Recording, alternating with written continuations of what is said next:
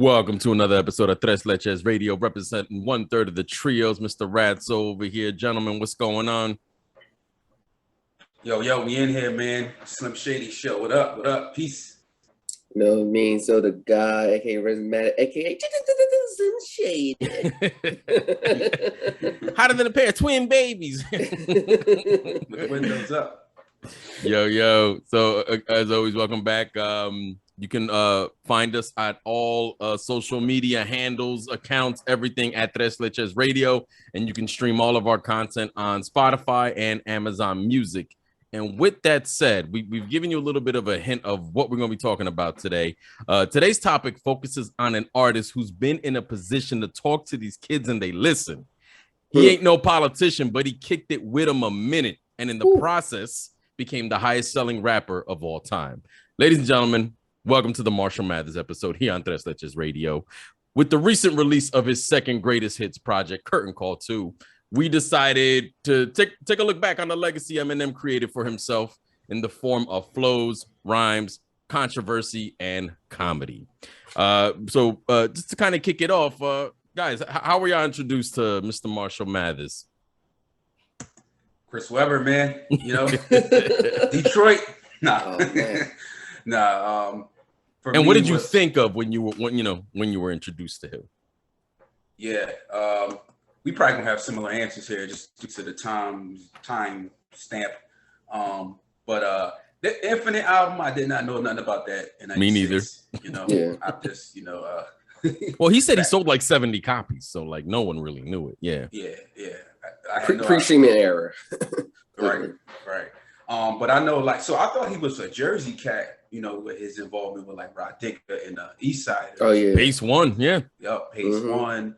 So I kind of had him like in that mind frame, but then you start to hear him on like Sound Bomb and Rocket stuff, Lyricist Lounge, and it's like, okay, this cat is like messing with Royce and these other guys. So I'm like, okay, so maybe he's Detroit. So I would say like those early freestyles, obviously like the first album, but like pre first album, I'm gonna say like the Sound Bomb in '99, Eminem. You know what I mean? Oh my God, he just let loose like a fireball on that one. He just was like an alien. You know what I mean? Yeah. Honestly, for me, it was a little different. What's it called? I saw his "I Just Don't Give a" video randomly, like on the box. I didn't really care for that song in particular. This is probably like late, early '98, but late '98. And then eventually the video for "Hi, My Name Is" came out. And I was like 14 at the time, and I thought it was quite funny. His videos are funny, like a Redman type video. He has the humor, like the Sean Price Beat Nuts, where they throw in certain type of humor. He can be over the top, but I thought the stuff was funny. So my intro to him was like that, and then it was again much like you guys. I didn't know about Infinite in real time. It came out '96. He sold it out the trunk of his car. And no one really knew about it. So my intro was once he actually got with the machine, and that was really it. Yeah, I think for me it's kind of weird because it made me think back, and Brandon probably understand more than you so Ray. But remember Urban Expressions on T48 Saturday nights, 11 o'clock. Yep. I think initially it was there. I think I got but I didn't make the connection initially. Excuse me. So when I Don't Give a Fuck came out, I'm like, okay, he had the shock value, so it was different from what we were accustomed to. But I think I kind of forgot about him after that, and then Hi, My Name Is came. But that time I didn't circle back like, oh, this is the same dude. I'm looking at him almost like, oh, is this a parody rapper? Is this like a Weird Al Yankovic, type situation? Because it was a comical thing, but it kind of just grabbed you in just because at that time you gotta remember we're early teenage years or whatever, and this is a shock value. Oh my God, did he just say that? What I mean, you didn't hear that from like our typical rappers, at least on that type of level. Maybe like a early Redman, but especially not, but for a single, for the stuff he was saying that was on the radio at that point. And then, Urban Expressions, by the way, is a Philly, Jersey video channel for folks that's just listening out of our zone, state zone. Yes. So from there, like you say, making the connection with the sound bombing. Remember, even with Sway, This Is That, the anthem. Yeah, I remember that. What This came place out, is my shortly house. after. Yeah. So that was kind of my introduction. But thinking whether he's a serious lyricist or is he's a parody rapper, I was trying to balance, on it initially. You know what I mean?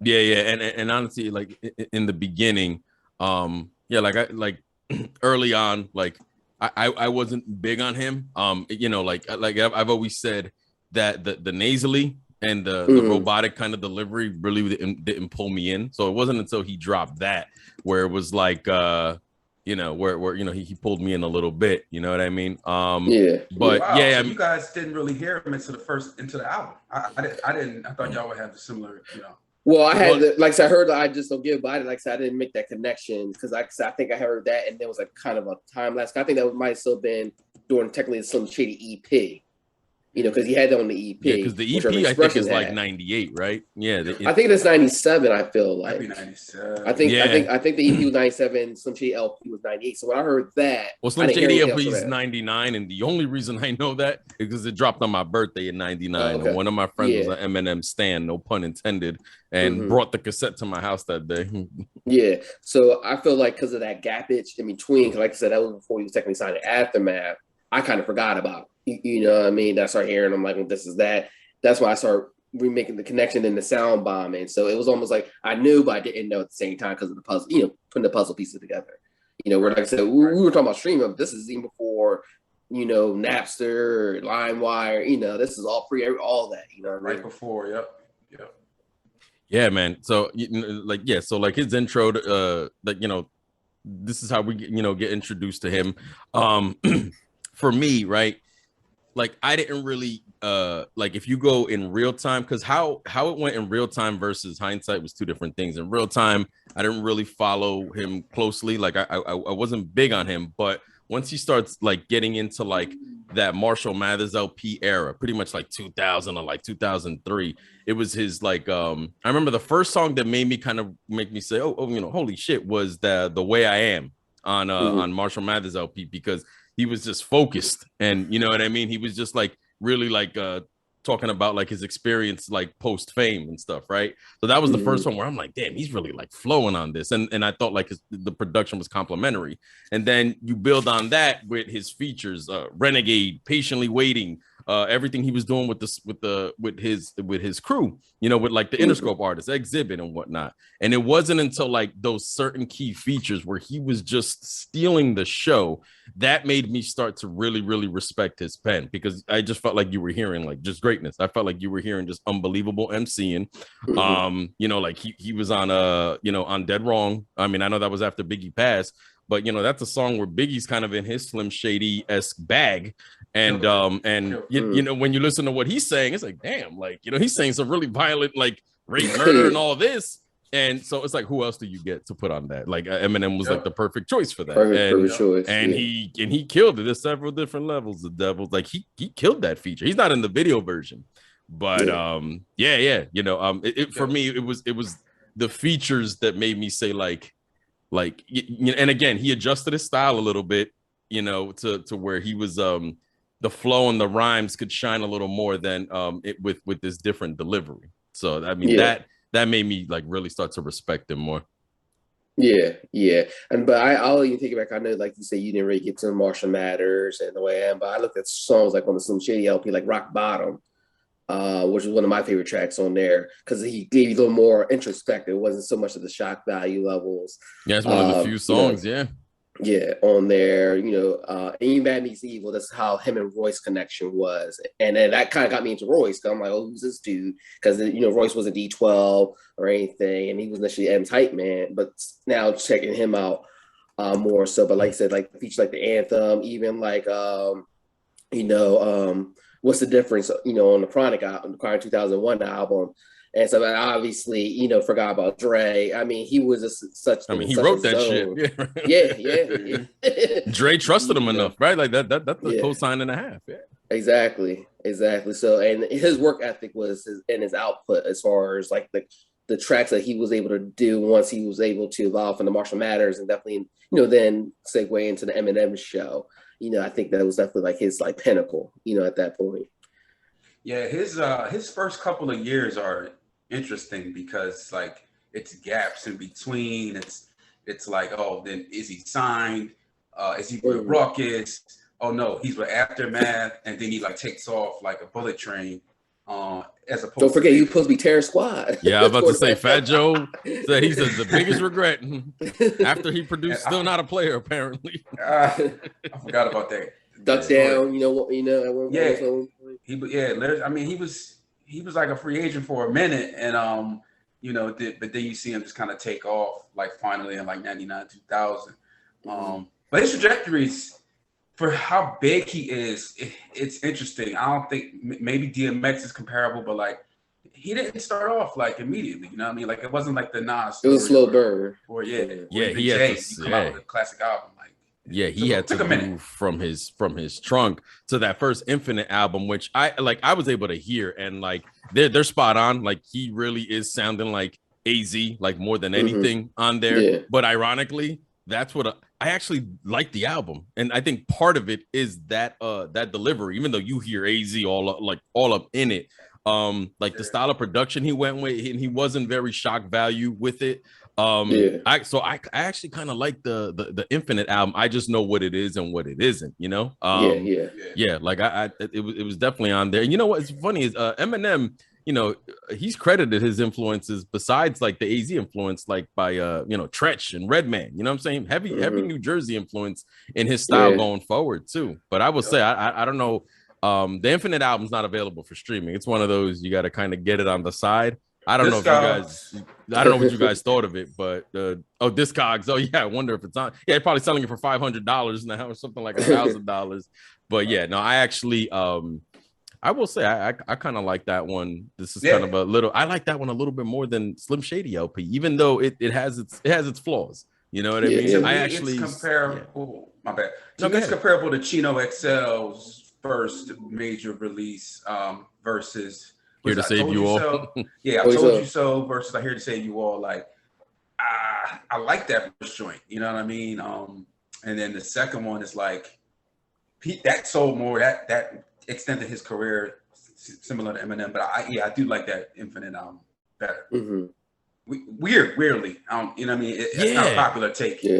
It's not, but you know what it is too. I feel like a lot of publications the major publications will recycle certain takes. Like they'll always say, Eminem's first 3 albums are his best albums. And look, everyone's got their own opinion, but I can honestly say like Marshall Mathers LP and the Eminem Show, I feel like it's one of the rare instances where the artist's albums that are deemed classic were also his biggest sellers. Those both have gone diamond since. You know what I'm saying? So like I agree with those two, but like I can put a lot of other albums over the Slim Shady LP. I'll be very honest with you. I think it's a very cohesive debut, because he had Dre in there, he had the Bass Brothers. He does mostly shock value stuff, but runs, like you said, when he does a Rock Bottom or As the World Turns, he shows that he can do some of that Eminem Show type stuff when he wants to. And I think a lot of people, and I don't want to like trivialize Eminem. I know that especially when Marshall Mathers LP, when he really was throwing his middle finger his way to the media and censorship and people blaming him for certain things that were already problematic. So I think that he was trolling. Honestly, he was trolling on purpose because the media will troll you, right? They'll take your image, your likeness, and they'll say you're the cause of this. I'm not saying Eminem didn't push boundaries with some of the language he used either, but that's one thing I understood more when I got older. I was like, he really is just throwing them you don't like that I say this? I'm gonna do it 10 times harder now. And I'm gonna be honest, I'm not mad that he did it, especially because older me sees how shady, no pun intended, the media can be and detrimental could be to someone's own brand. So I'm not mad at it, even if I didn't love all of it, Yeah. And he kind of figured out too, like, I'm the best person for this job because I am popular and I'm white. So that's where I think he took some of his armor, because a lot of artists that might have done that, it could have been career suicide for them. You know what I mean? So Eminem is like, I'm too popular. Like you ain't gonna shut me down. He was the biggest name from those years. He was the biggest. Nobody was going back to back Diamond. No one. No. Nobody. So yeah, he was definitely courageous in that forefront. Yeah, I mean, he knew to take it as advantage, and I think especially when you have a back end like of a Dr. Dre, he already had, him and Snoop when Death Row came out and the stigma they had initially, but using that for their advantage to still sell units. So you already had good marketing and a good director, a good maestro in Dre to help, propel that even further. He was like in a perfect spot because you got the backpack over here. He already solidified that, ripping rain through those lanes. You know what I mean? He was messing with a lot of I'm glad you said that.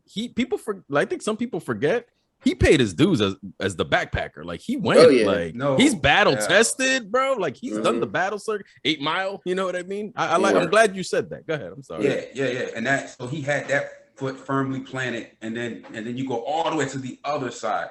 With Dre. So he's like stamped, yo. He's like, you know what I mean? So he's like made man all the way around, And if you think about it too, he kind of indirectly helped bring the West back. He was a West Coast rapper, but that's when now Dre, I don't think you had Chronic 2001 without that.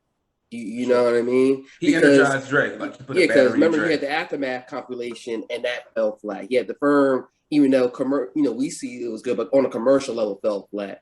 So he kind of brought that. Snoop kind of got rejuvenated. Exhibit, so many West Coast rappers indirectly benefited from Eminem's success. You know what I mean? Yeah, Eminem. Yeah, I mean he was the biggest name for in the early 2000s. And the thing is, he was, like I said, when he wasn't, or sometimes he could fuse the humor and the lyricism well and talk his shit. And honestly, man, at this point in his career, like, I mean, he was killing it like that. Like he could talk his shit, but also make it witty when he really wanted to. And he definitely did that plenty of times. I mean, I really, but man, like I've always said, like a focused Eminem is my favorite Eminem. And that's where, like, when you get to 2002, the Eminem Show, that's like, that is hands down my favorite Eminem album.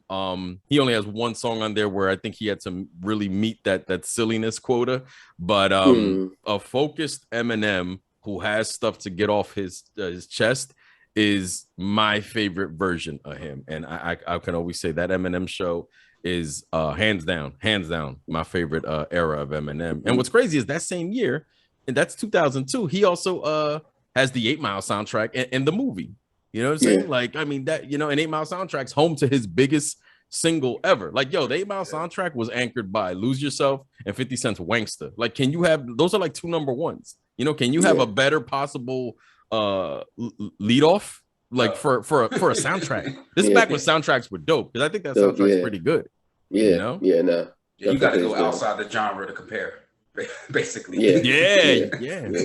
Yeah, and I like when you use those outside the genre examples. You know what I'm saying? Like, because but sometimes literally, like what Whitney Houston Bodyguard, like that's Purple Rain is technically a soundtrack, right? Or technically soundtrack. You got to start talking about that stuff. Like, it ain't even comparable in the hip hop genre.